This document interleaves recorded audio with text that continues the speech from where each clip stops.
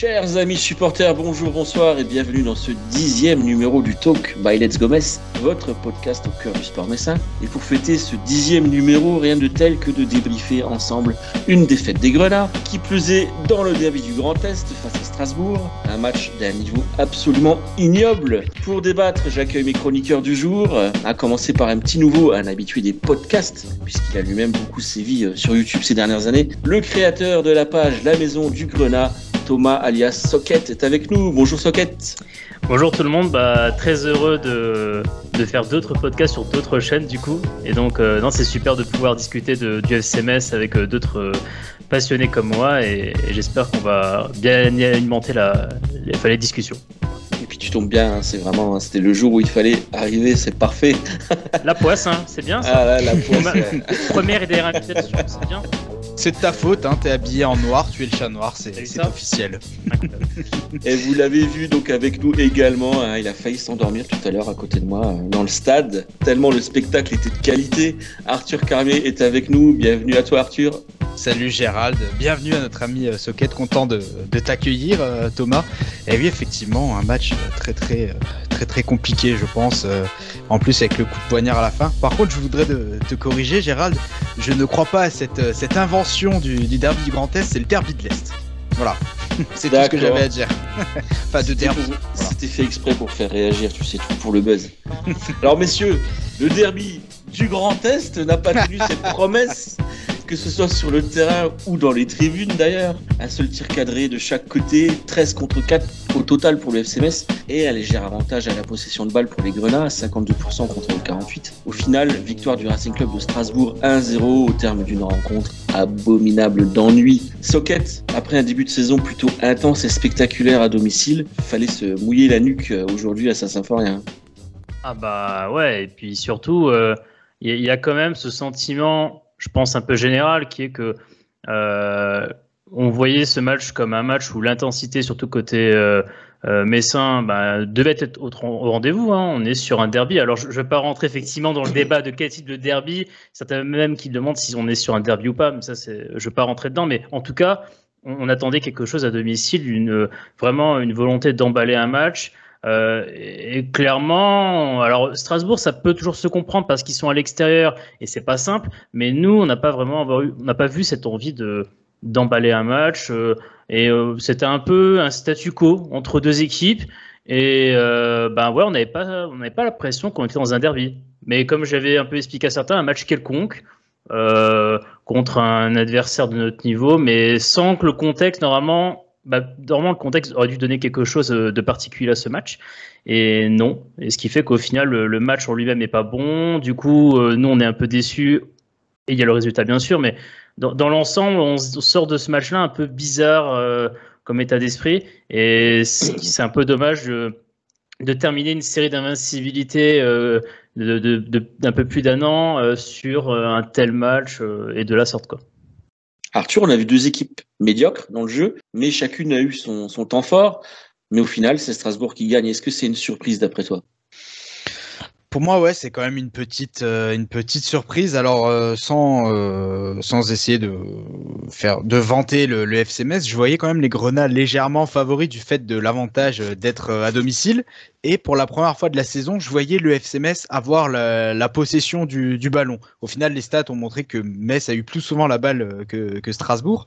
Mais le FC Metz, quand il avait le ballon, il a jamais su, entre guillemets, s'en servir. On a vu très souvent les mêmes circuits de passes en U. On passe par le latéral, puis vers le central, parfois au milieu. Et derrière, quand on trouvait pas de solution, on comptait sur une grande chiche devant de Falikande ou de Christophe Herrel. Et le FC Metz n'a jamais su se montrer véritablement dangereux, à part à quelques reprises. Et là, en ce sens, je pense que Patrick Vieira a joué un bien mauvais tour à Laszlo Bologna là-dessus, parce que l'entraîneur strasbourgeois était très clair dans son plan de jeu. Malgré la bonne première mi-temps de Strasbourg quand même, qui a eu sa mi-temps, bien en deuxième mi-temps, Strasbourg a voulu être solide et a profité je pense de l'impatience messine, qui ne sait pas encore attaquer un bloc bas, un bloc médian. Et pour le moment, ce match, c'était pour moi une sorte de révélateur des limites que sont actuellement celles du FC Metz.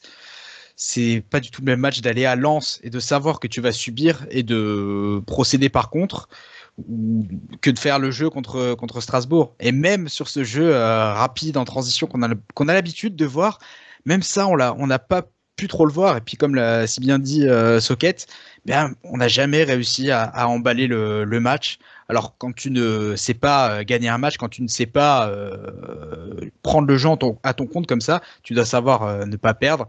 Je pense qu'il y aurait dû avoir d'autres ingrédients du côté du FC Metz pour dépasser ce manque technique quand même assez criant.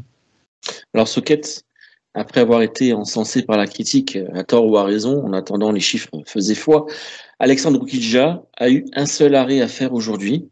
Pas forcément le plus compliqué, mais une nouvelle fois, il est pris sur son premier poteau. Alors d'après toi, est-ce qu'il est fautif ou pas sur le but? Alors, moi je dis toujours que quand c'est au gardien de réaliser un miracle, c'est que d'autres ont fauté avant. C'est-à-dire qu'il faut quand même voir l'action, parce que moi, quand je suis rentré chez moi, j'ai pas perdu de temps, j'ai dit je vais voir ce but-là, parce qu'il y a un truc que je comprenais pas sur l'action, et faut quand même se rendre compte que c'est une addition de 2 erreurs individuelles qui laissent Oukidja littéralement en face à face. Alors voilà, et malheureusement, celle qu'il fallait arrêter, il n'a pas pu l'arrêter. On peut dire que la semaine dernière, celle qu'il fallait arrêter, il les avait arrêtées, mais sur le but que tu prends, t'as Udol qui décide de partir il suit son vis-à-vis, quitte à lâcher son côté gauche. Endoram à un moment donné plot, il met son petit plot, il attend, et donc il y a cette profondeur sur la gauche de Metz que vous avez pu voir. Il est tout ça parce que Udol suit son vis-à-vis, Endoram suit pas celui qui justement demande la balle en profondeur. C'est je crois Dira qui marque si je me trompe pas. C'est ça. Ouais. Oui, c'est ça, donc, il ne suit pas Diarra, il s'arrête net. Et donc, d'air, là, c'est un contraint entre guillemets. Parce que, voilà. Et donc, oui, c'est embêtant qu'Oukidja n'y arrive pas. Mais en même temps, comme je dis, quand c'est au gardien de réaliser des miracles, c'est qu'il y a des personnes qui n'ont pas été à la hauteur avant. Et que tu te mets aussi dans les conditions pour, entre guillemets, mettre à mal ton propre gardien. Et après, soit il se sauve tout seul, soit il sauve personne, et finalement on peut être amené à dégainer vis-à-vis de notre gardien. Mais pour autant, c'est encore une fois sur son premier poteau. Quand tu revois les images, on a l'impression qu'il pourrait être dessus. Donc et comme c'est pas la première fois qu'il se prend ce genre de but, la question est légitime, surtout que la semaine dernière, il en arrête énormément et il est encensé par la critique. Et là, malheureusement, c'est vrai qu'il a pas forcément été décisif, quoi. Arthur, tu as peut-être un mot à dire sur Alexandre Oukidja? Oui, c'est ça qui est quand même assez terrible. Il sort d'un match absolument excellent à Lens. Il obtient une note de 8 dans l'équipe. Il est dans l'équipe type. Et tout juste une semaine après, il fait tout le contraire, quoi. Parce que, comme tu l'as dit, Gérald, il a un seul arrêt à faire. Et je pense pas que ce soit un miracle qu'Alexandre Oukidja fasse cet arrêt-là. Alors c'est facile à dire après, peut-être qu'il aurait dû l'arrêter du pied. Il y a une mauvaise technique de plongeon, elle lui passe sous le ventre, comme sous le ventre de Toldo à l'époque, en finale de l'Euro 2000. Mais pour moi, ce but, il est allé à 90% pour lui. C'est difficile de l'incriminer au défenseur. Et on va revenir sur ce que tu disais, Arthur, je vais te laisser la parole. Tu parlais donc de l'incapacité des Messins à produire du jeu. On a vu un milieu de terrain complètement impuissant justement face à ce bloc strasbourgeois très regroupé, particulièrement en première mi-temps, à l'image de Lamine Camara et de Dané Jean-Jacques. C'était un petit peu mieux après la 60e minute et la rentrée d'Arthur Atta. Est-ce que d'après toi, Arthur, c'est une erreur de casting de Laszlo Bologna de ne pas avoir mis Arthur Atta tout de suite? Moi, je pense pas, parce que, comme le disait Laszlo Bologna avant le match dans la semaine, c'est pas Arthur Atta tout seul qui va révolutionner le jeu du FC Metz. Et en soi, il a parfaitement suppléé Lamine Camara, qui a totalement, je pense, il est passé à côté de son match, Lamine Camara. D'habitude, on le voit beaucoup plus entreprenant, ne serait-ce que pour être entre les lignes, pour orienter le jeu, pardon. Il est plus tranchant habituellement, de même que Kevin Endoram, qui était dans son rôle défensif, mais je ne l'ai pas vu en plaque tournante du milieu de terrain, Kevin Endoram. Et dans ce milieu de terrain à 3, il faut garder cet équilibre avec un profil plus défensif comme celui de Danley Jean-Jacques. Ce qu'on peut regretter dans le match de Danley Jean-Jacques, c'est que Alors, il y a eu de l'impact physique dans ce match. Jean-Jacques en a eu, Fally Kandé notamment en a eu, mais il n'y a pas eu je pense, ce supplément d'âme. Et j'ai peut-être pas assez bien développé tout à l'heure. Je pense que cet ingrédient-là, ce supplément d'âme, cette intensité derby, même si on prépare ce match comme tous les autres, parce que c'est pas parce que c'est Strasbourg qu'il faut faire plus d'efforts que contre les autres équipes, faut faire les mêmes efforts contre tout le monde. Mais je pense que ce petit truc en plus, ça aurait compensé pas mal de choses et surtout des manquements criants dans l'animation offensive. C'est un peu ce que disait Laszlo Bologna. Pour lui, il refusait justement de mettre cette pression derby sur les joueurs. Et pour lui, c'était un match comme les autres. C'est peut-être justement cette approche qui a manqué. Socket, Metz, on aurait pu justement montrer plus de choses face à une équipe qui est pas forcément la plus dominatrice dans le jeu cette saison. C'est un rendez-vous manqué du collectif messin, clairement. Oui, c'est un rendez-vous manqué. Alors après, il y a ce qui était un peu dit aussi sur le fait que je crois que c'est notamment dès le début de la deuxième mi-temps que je trouvais ça un peu étonnant que Strasbourg nous laisse monter. Et en fait, on se rend compte que l'adversaire s'adapte en fait facilement à une situation et tu vois finalement tu es un peu dans la même logique que d'habitude, on va dire. Et ce qui fait que oui, quand il faut trouver des solutions, être au rendez-vous de ce que te propose l'adversaire, là tu n'es pas là.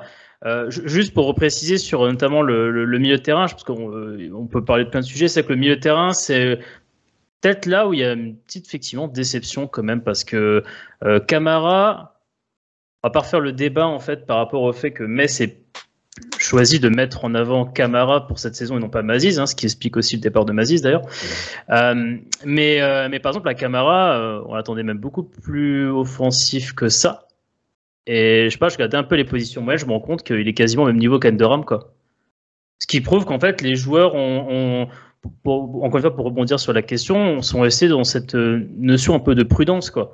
Et il n'y a pas ce côté où même on cherchait à emballer, à être au niveau de ce qu'on attend d'un tel match, en fait.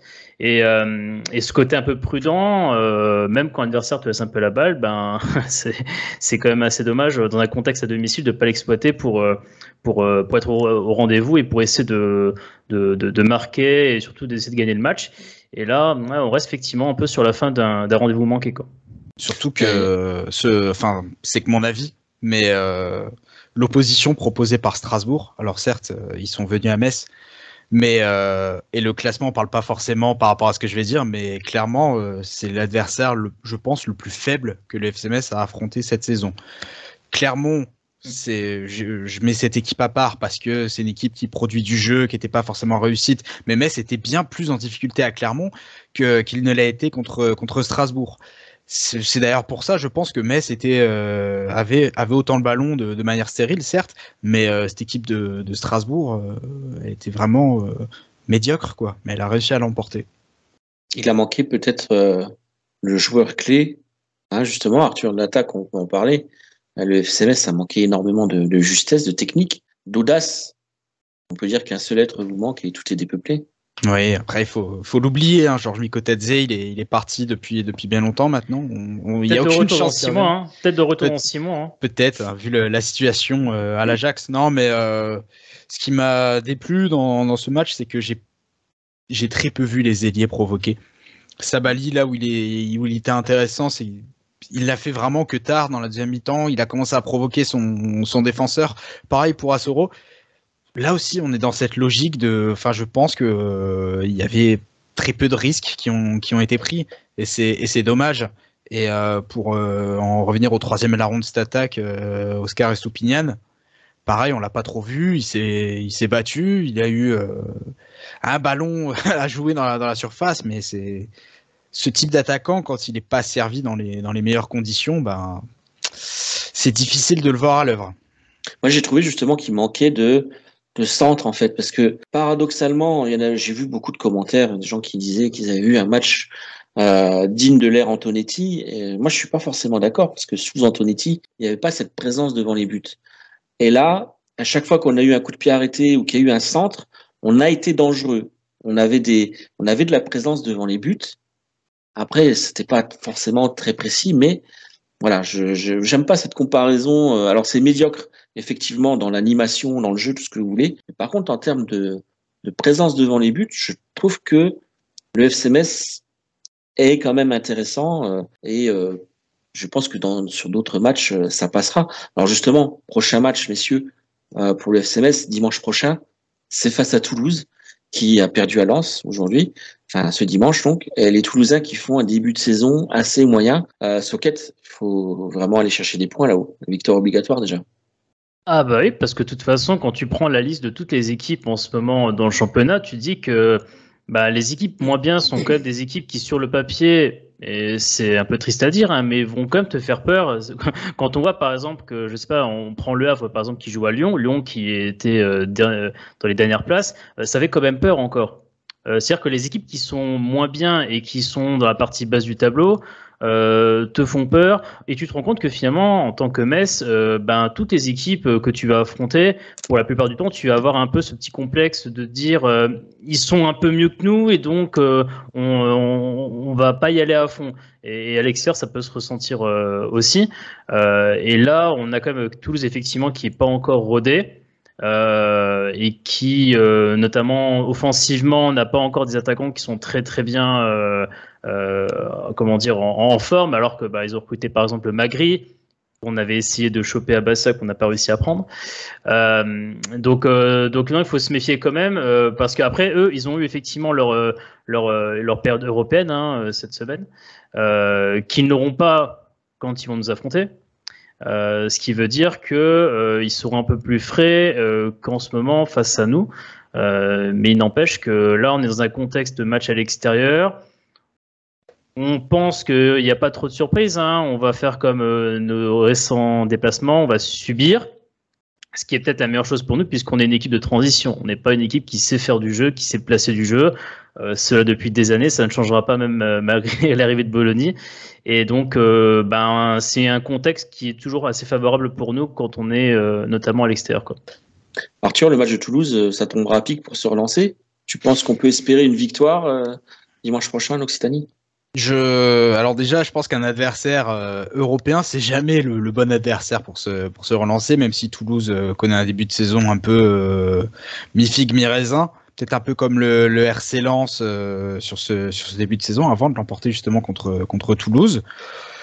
Et comme l'a si bien dit Socket, très clairement, le FC Metz n'ira pas à Toulouse pour faire le jeu, et c'est peut-être dans cette situation qu'il sera le plus à l'aise. Donc j'ai envie de te dire que vu que Metz va jouer avec véritablement ses armes à Toulouse, Metz est capable de faire quelque chose. Je pense que aller chercher au moins un match nul là-bas, c'est possible, clairement.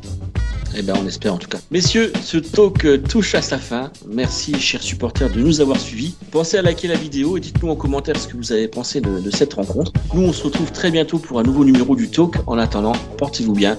Bye bye. Bye bye. Bye bye.